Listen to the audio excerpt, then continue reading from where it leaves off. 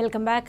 ఇక కడియం శ్రీహరి ఏ పార్టీలో ఉన్న అహంకారం అణిచివేత ధోరణి ప్రదర్శిస్తారని హన్మకొండ జిల్లా బీఆర్ఎస్ అధ్యక్షుడు ప్రభుత్వ మాజీ చీఫ్ విప్ దాస్యం వినయ్ భాస్కర్ అన్నారు. అన్ని పదవులు అనుభవించిన తర్వాత కాంగ్రెస్ వైపు చూడడం సరికాదని హితవు పలికారు. తోటి నాయకులను ఎదగనీయకుండా చేసిన నీచమైన చరిత్ర కడియం శ్రీహరిదని మండిపడ్డారు. కడియం శ్రీహరి ఎమ్మెల్యే పదవికి వెంటనే రాజీనామా చేయాలంటున్న దాస్యం వినయ్ భాస్కర్తో మా ప్రతినిధి Ravikanth face to face. Srihari తీరు పట్ల ఇటు ఉమ్మడి వరంగల్ జిల్లాకు సంబంధించిన బీఆర్ఎస్ నాయకత్వం అంతా కూడా ఆగ్రహం వ్యక్తం చేస్తుంది. మనతో పాటు హన్మకొండ జిల్లా బీఆర్ఎస్ అధ్యక్షులు ప్రభుత్వ మాజీ చీఫ్ విప్ దాస్యం వినయ్ భాస్కర్ గారు. సార్, ఉద్యమకారులుగా ఇవాళ కడియం శ్రీహరి తీసుకున్నటువంటి నిర్ణయాన్ని 10 ఏళ్ల పాటు ఇక్కడ పదవులు అనుభవించిన నేపథ్యము ఇవాళ అధికారం పోయిన 3 నెలల్లోనే ఇట్లాంటి నిర్ణయం తీసుకోవడం పట్ల ఎట్లా చూస్తున్నారు? ప్రజలందరూ కూడా చాలా ఆగ్రహం గురవుతున్నారు.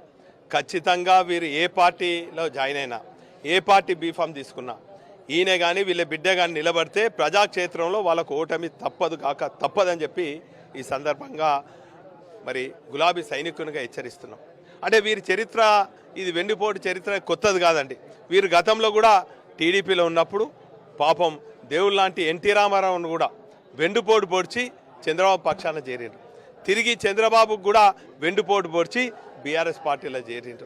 ఈరోజు అవకాశవాద రాజకీయాల కేర్ ఆఫ్ అడ్రస్ నిలువెత్తు అద్దం అంటే అది కడియం శ్రీహరి గారి కుటుంబం అని కూడా సందర్భంగా తెలియజేస్తాను. పేరుకే దళితుడు అంటాడు, దళిత పక్షపాతి అంటారు. నాయనా, మీరు దళితులను ఎక్కడ ఎదుగనిచ్చిండ్రు? మనసున్నటువంటి మహారాజు తెలంగాణ రాష్ట్ర సాధన కోసం తెలంగాణ ప్రజల కళను నిజం చేయాలని చెప్పి బొంతో బుదురునైనా ముద్దించుకుంటా అని చెప్పి ఒక స్లోగన్ ఇస్తే దాన్ని ఆసరగా చేసుకొని ఇక 4-5 నెలలలో 5-6 నెలల్లో తెలంగాణ వస్తుంది, ఎక్కడ పోయినా కూడా ప్రజలందరూ కూడా కేసీఆర్ వైపు ఉన్నారు, నేను కూడా నా ఇంట్లోకి వెళ్ళి బయటికి వెళ్ళే పరిస్థితి లేదు అని చెప్పి కుట్రలతోని ఇలా జాయిన్ అయినావు. ఆ రోజే మేము చెప్పినాం మా కేసీఆర్ గారికి, పాపం వారు వినలేదు. వారు మనసున్న మహారాజు పాపం అందరినీ దగ్గర తీశారు. ఈరోజు కుట్రలతోని బీఆర్ఎస్ పార్టీలో టీఆర్ఎస్ పార్టీలో చేరి 10 ఏళ్ళు పదవులు అనుభవించి ఈరోజు చివరికి ఒక మానవీయ కోణం నుంచి ఆలోచించకుండా ఈ పార్టీకి ద్రోహం చేస్తే ప్రజాక్షేత్రంలో నీకు ఖచ్చితంగా మరి బుద్ధి చెప్పక తప్పదని కూడా సందర్భంగా హెచ్చరిస్తున్నాం. కేసీఆర్ గారిని ఒప్పించి మెప్పించి మాయ మాటలు చెప్పి ఈరోజు నీ బిడ్డకి అభ్యర్థిత్వం తీసుకున్నాం. మొన్నటికి మొన్న హరీష్ అన్న నాయకత్వంలో పార్లమెంట్ ఎన్నికల వ్యూహం మాట్లాడుకున్న తర్వాత రాత్రి ఏమైందని చెప్పి ప్రజలు ప్రశ్నిస్తున్నారు. ప్యాకేజ్ ఎంతగా మాట్లాడుకున్నావు, ఏ పదవులకు ఆశపడిపోతున్నావు?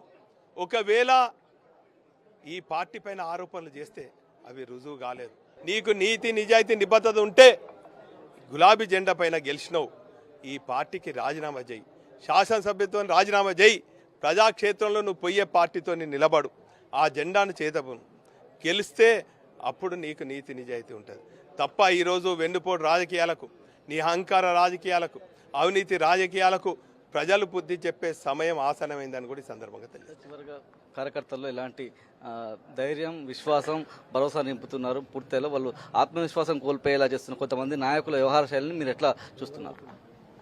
ఈరోజు బీఆర్ఎస్ పార్టీని 10 ఏళ్ల పాటు వాడుకొని అక్రమ సంపాదనకు అర్జించి ఆ ఆస్తులు కాపాడుకునేదానికి ఇంకా అవినీతి చెలామణి చేయాలని చెప్పి అధికార పార్టీ నాయకులు, అధికార పార్టీలో కేంద్రంలో ఉన్నటువంటి అధికార పార్టీ అనుకోండి, రాష్ట్రంలో ఉన్న అధికార పార్టీ కోసం కొంతమంది అవినీతి పరులు పోతున్నారు.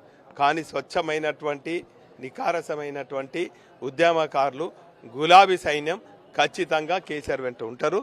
కేసీఆర్ గారు ఒక వ్యక్తి కాదు, ఒక శక్తి. ఖచ్చితంగా ప్రజల పక్షాన పోరాడతాం. ఇంతకుముందు తెలంగాణ సాధించిన జెండాగా నాయకునిగా కేసీఆర్ వెంట ఉన్నాం. తెలంగాణ బంగారు తెలంగాణ నిర్మాణం చేయాలని చెప్పి ప్రభుత్వం ప్రవేశపెట్టిన పథకాలు అర్హులైన వారికి చేరదీసినాం. ఇప్పుడు ప్రజాస్వామ్యంలో గెలుపోవటం సహజం. మేము మా ఓటమి కూడా అంగీకరించి ప్రతిపక్ష హోదాలో ఉన్నాం, ప్రజల పక్షాన పోరాడతాం. నికార్సైన గులాబీ కార్యకర్తలమంతా మేము కేసీఆర్ గారి వెంటే ఉన్నామని చెప్పి దాస్యం వినయ్ భాస్కర్ గారు చెప్తున్నారు. కెమెరా పర్సన్ సంజీవ్తో రవికాంత్, న్యూస్, హన్మకొండ జిల్లా.